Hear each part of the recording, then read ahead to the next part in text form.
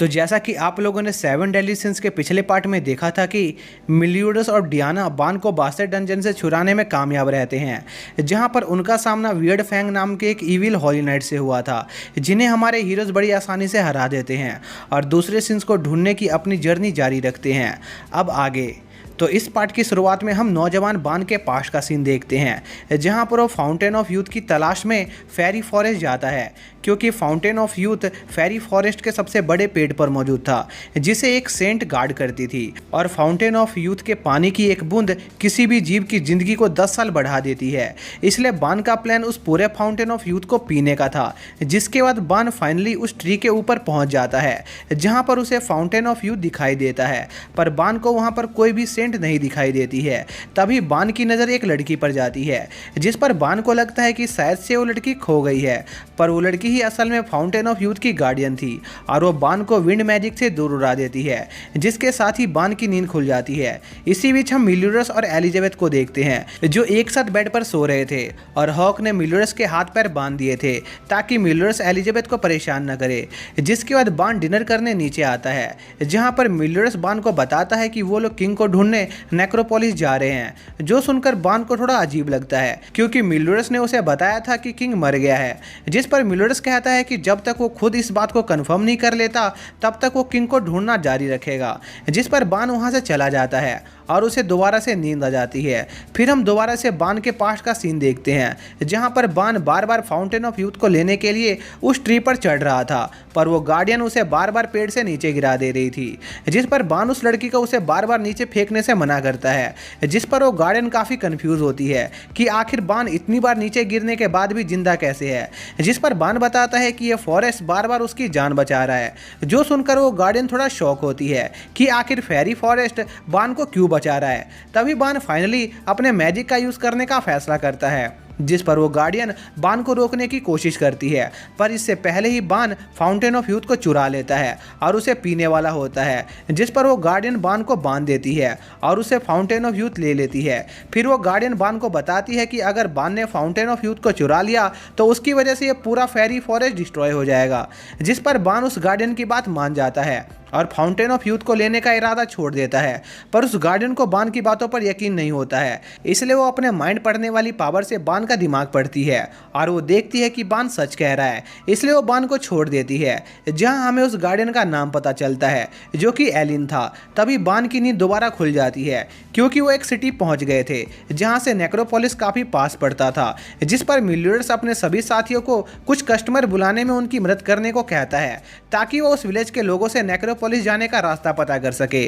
पर बान को इस काम में बिल्कुल भी इंटरेस्ट नहीं था, इसलिए वो वहां से चला जाता है और उस विलेज में घूमने लगता है, जहां वो देखता है कि वो विलेज लगभग एक खंडर बन गया था। तभी बान की नज़र एक लड़की पर जाती है, जो कि बिल्कुल एलिन की तरह दिख रही थी, पर अचानक से वो लड़की बेहोश हो जाती है। इसी बीच हम एलिजाबेथ और मिलियोडस को देखते हैं, जहां पर मिलियोडस उन्हें किंग के बारे में बता रहा होता है कि किंग दिखने में बिल्कुल हॉक जैसा है, लेकिन वो काफ़ी ज़्यादा दयालु है। और एक बार जब बान ने लियोनस किंगडम के सभी बच्चों के खिलौने चुरा लिए थे, तो किंग ने ही उन सभी खिलौनों को उनके ऑनर को वापस किया था। इसी दौरान हम बान को देखते हैं, जो उस बेहोश लड़की को देख रहा होता है, और वो लड़की एलिन नहीं थी और भूख की वजह से वो बेहोश हो गई थी। तभी वहां पर उस लड़की का भाई आ जाता है, जो बान को उसकी बहन को छोड़ने को कहता है, क्योंकि उसे लग रहा था कि बान उसकी बहन को किडनैप कर रहा है। पर बान उस लड़के की बात मानने से मना कर देता है, जिस पर वो लड़का बान के सीने में फावड़ा घुसा देता है। जिस पर उस लड़के की सिस्टर अपने भाई को बताती है कि बान बस उसकी मदद कर रहा था। जिस पर वो लड़का बान से अपनी गलती के लिए माफी मांगने लगता है,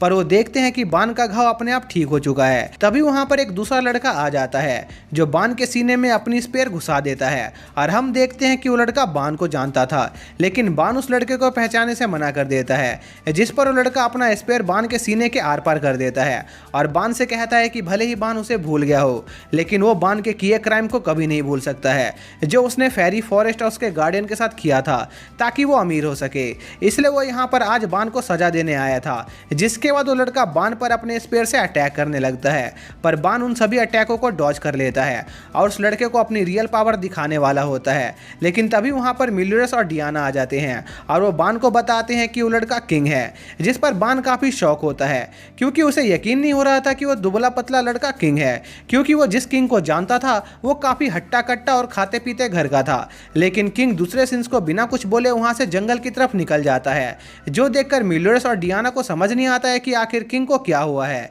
इसी बीच हम किंग को देखते हैं, जो सालों बाद डियाना को देखकर काफ़ी नर्वस हो गया था, क्योंकि किंग असल में डियाना को पसंद करता था और अभी किंग को समझ नहीं आ रहा था कि वो डियाना को कैसे हेलो बोले, इसलिए वो नर्वस होकर वहाँ से भाग गया था। इसी बीच हम बान को देखते हैं, जो उन दोनों छोटे बच्चों के लिए काफ़ी सारा खाना बनाता है और उनसे कहता है कि अगर वो दोनों उसे नेक्रोपोलिस जाने का रास्ता बता देंगे तो वो उन्हें ये सारा खाना फ्री में दे देगा। जिस पर मिल्यूरस थोड़ा कंफ्यूज होता है कि अब जब उन्हें किंग मिल गया है तब भी बान नेक्रोपोलिस क्यों जाना चाहता है, लेकिन बान उन्हें यह बात नहीं बताता है। तभी वो दोनों बच्चे उन्हें बताते हैं कि कोई भी जिंदा इंसान नेक्रोपोलिस नहीं जा सकता है, क्योंकि नेक्रोपोलिस आत्माओं की दुनिया है जहां पर सभी जीवों की आत्मा मरने के बाद जाती है। जिस पर मिल्यूरस को लगता है कि शायद से वो लोग नेक्रोपोलिस नहीं जा सकते हैं क्योंकि वो लोग जिंदा थे। तभी वो लड़का उन्हें बताता है कि वहाँ जाने का एक और रास्ता है कि अगर एक आदमी और उस आत्मा के बीच जिससे वो मिलना चाहते हैं उनके बीच एक गहरा संबंध या याद हो तो वो नेक्रोपोलिस का रास्ता ढूंढ सकते हैं। जिस पर वो सभी इस थ्योरी को चेक करने के लिए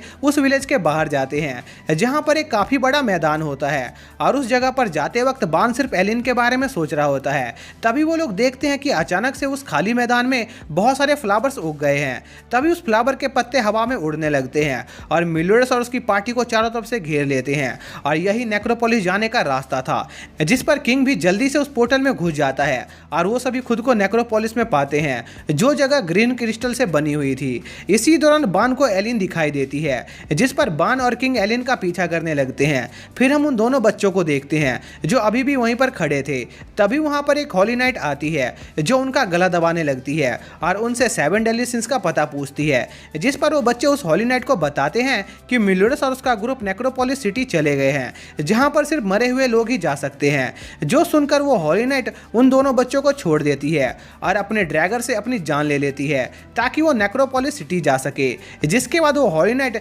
मिल्यूरस और उसके साथियों का रास्ता रोक देती है, जिस पर मिल्यूरस हॉक से एलिजाबेथ को वहां से ले जाने को कहता है और डियाना और मिल्यूरस उस हॉली नाइट से फाइट करने लगते हैं जिसके पास एक्सप्लोजन की पावर थी। फिर हम हॉक को देखते हैं, जिसे लग रहा होता है कि अब वो बैटलफील्ड से काफी दूर आ गया है, लेकिन यह हॉक की गलतफहमी थी क्योंकि तभी मिल्यूरस तेजी से उड़ता हुआ आता है और एक दीवार से टकराता है और हम देखते हैं कि वो हॉली नाइट मिल्यूरस और डियाना पर काफ़ी भारी पड़ रही होती है। जिस पर मिल्यूरस हॉक को फिर से वहाँ से दूर भागने को कहता है, जिस पर वो दोनों वहाँ से भागने लगते हैं। इसी बीच हम बान और किंग को देखते हैं जो एलिन को ढूंढने में नाकामयाब रहते हैं, जिस पर किंग फाइनली बान को मारने का डिसाइड करता है और उसे पकड़ लेता है। पर बान कहता है कि कोई उसे नहीं मार सकता है क्योंकि वो अमर है। जिस पर किंग कहता है कि उसका प्लान बान को वैसे भी मारने का नहीं है। फिर किंग अपने स्पेयर को एक हुक में बदलकर बान पर अटैक करता है, जिससे वो पत्थर में बदल जाता है, लेकिन बान मरते हुए भी मुस्कुरा रहा होता है, जो देखकर किंग को काफी अजीब लग रहा था। तभी वहां पर एलिन की सोल आ जाती है जो बान को वापस से नॉर्मल कर देती है और हमें पता चलता है कि एलिन असल में किंग की बहन है, इसलिए किंग बान से उसकी मौत का बदला ले रहा था। तभी हम दोबारा से पास्ट का सीन देखते हैं जहां हमें पता चलता है कि बान और एलिन एक दूसरे के प्यार में पड़ गए थे, पर उसी दौरान एक डीमन ने फेरी फॉरेस्ट पर हमला कर दिया था, जिस पर बान उस डीमन से फाइट करने की कोशिश करता है, पर वो डीमन बान और एलिन को काफी घायल कर देता है। जिस पर एलिन बान की जान बचाने के लिए उसे वो फाउंटेन ऑफ यूथ पिला देती है, जिससे बान अमर हो जाता है और उस डीमन को मार गिराता है। और यहाँ पर बान एलिन को यह बताने आया था कि वो एलिन को वापस से जिंदा करने का जरूर कोई रास्ता ढूंढ लेगा। जिसके बाद बान मिल्यूरस और डियाना की उस हॉली नाइट से लड़ने में मदद करने जाता है और उस पर अपने स्नैच मैजिक का यूज करने लगता है, जिससे वो अपने ओपोनेंट की पावर को चुरा सकता था। लेकिन इससे पहले ही वो हॉली नाइट बान को बुरी तरह से घायल कर देती है और उन लोगों पर लगातार हमला करने लगती है, जिस पर एलिजाबेथ और हॉक किंग से मिल्यूरस और उसकी पार्टी की मदद करने की रिक्वेस्ट करते हैं, पर किंग इससे साफ इनकार कर देता है क्योंकि वो बान की मदद नहीं करना चाहता था। जिस पर एलिजाबेथ किंग से उसका स्पेयर उधार मांगती है ताकि वो खुद उस हॉली नाइट से लड़ सके, और एलिजाबेथ की बहादुरी देखकर किंग उन लोगों की मदद करने के लिए तैयार हो जाता है, जिसके साथ ही यह पार्टी यहीं पर एंड हो जाता है।